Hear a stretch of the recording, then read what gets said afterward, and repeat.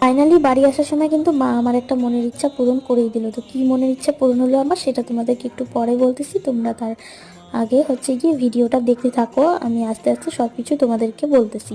এখন হলো গিয়ে বাড়ি যাওয়ার পালা আর কি। তো দেখো সবাই মিলে বেডিংপত্র যা ছিল সব কিছু নিয়ে বেরোয় পড়লাম।